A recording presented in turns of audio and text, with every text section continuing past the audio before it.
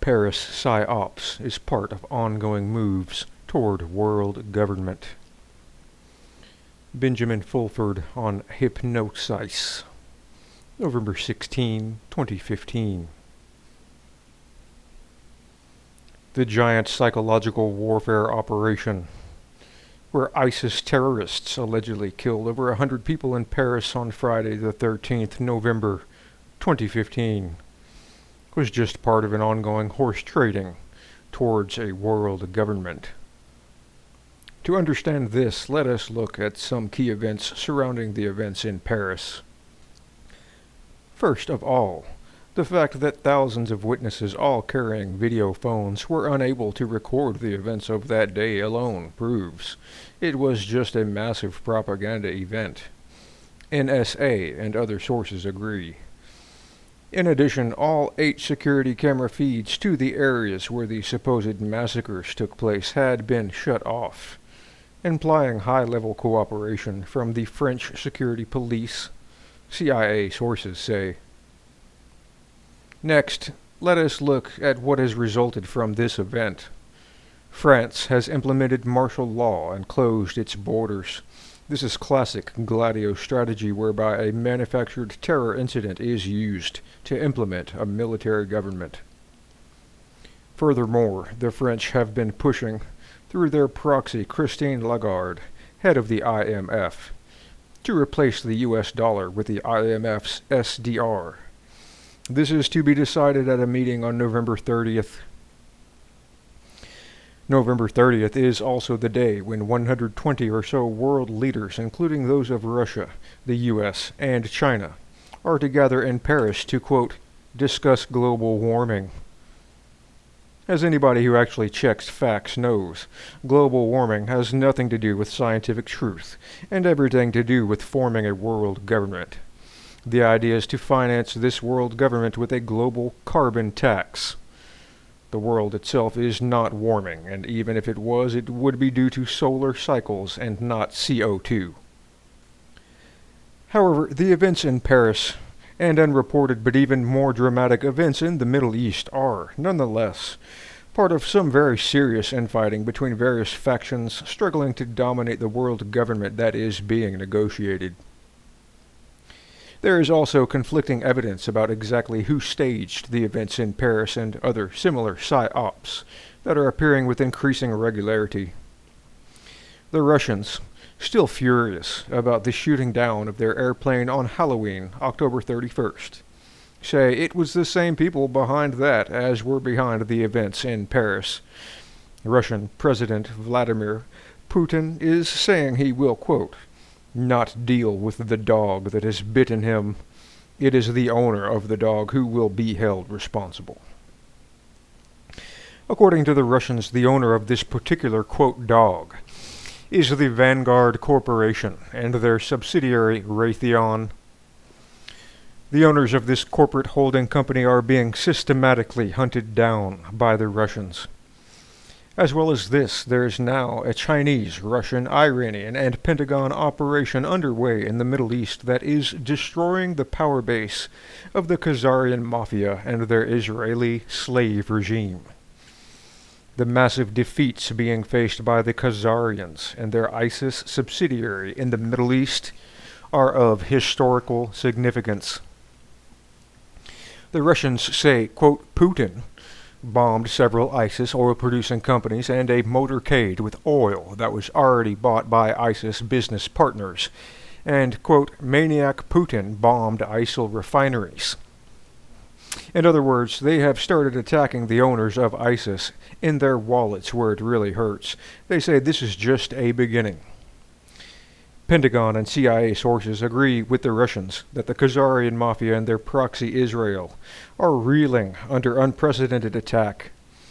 Inside Syria, government forces have recaptured Aleppo, the second largest city in that country. In addition, ISIS have lost the city of Ramadi and the town of Sinjar in Iraq.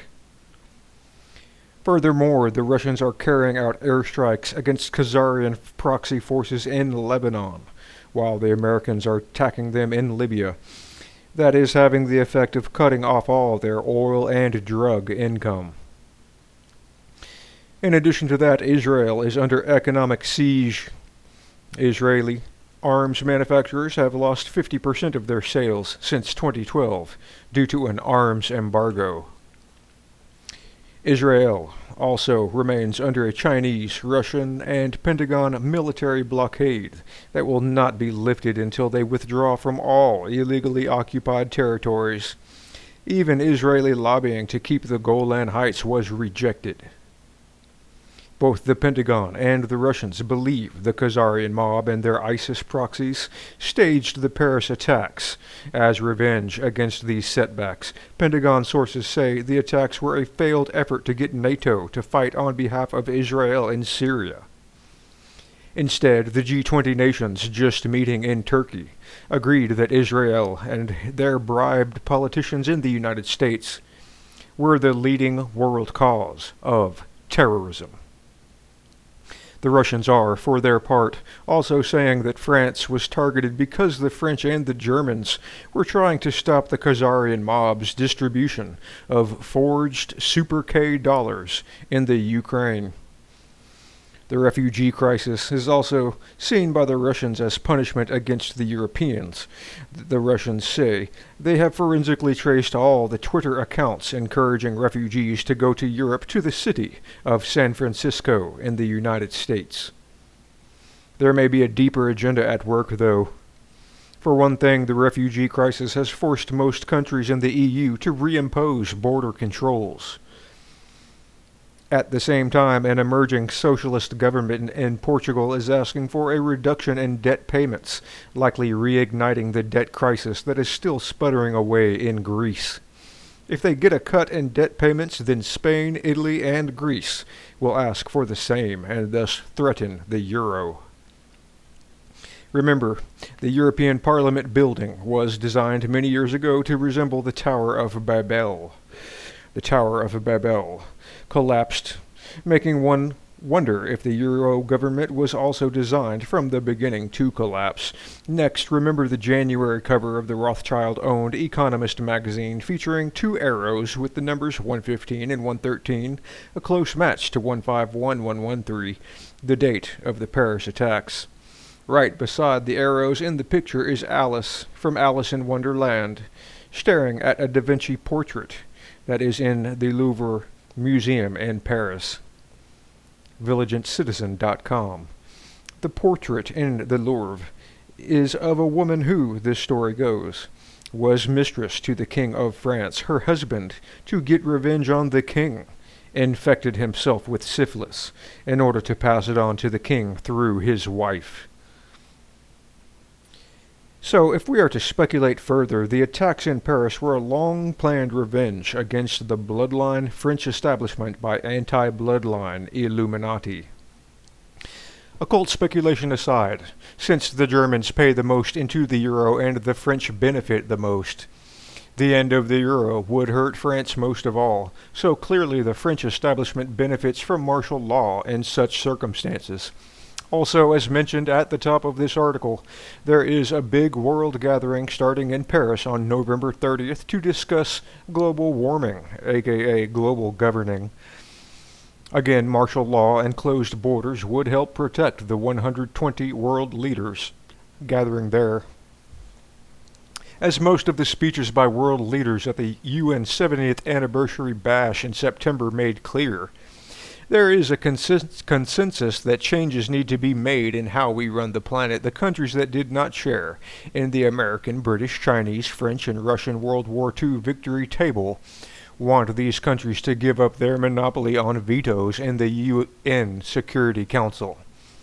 Most countries also agree that more needs to be done right to fight poverty and end environmental destruction. There is clearly a consensus among current world leaders that some sort of new rules for running the planet, essentially some sort of world government, is needed.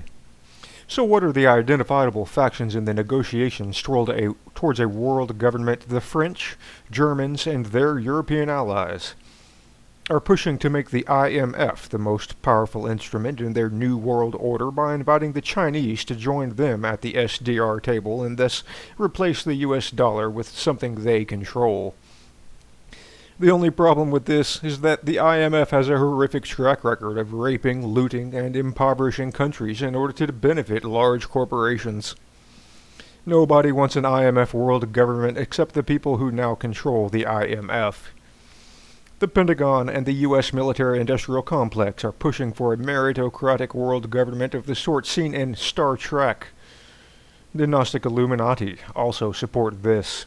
The Chinese also believe in meritocracy, but with one important difference. They want to make sure any meritocratic world government doesn't end up being controlled by Westerners. This is why there is a proxy fight going on between the military-industrial faction, stronghold of the Illuminati, and the Chinese. This is being seen in the U.S. military taking over the Federal Reserve Board dollar printing press inside the United States, and the Chinese reaction of cutting off trade credit to the U.S. ZeroHedge.com.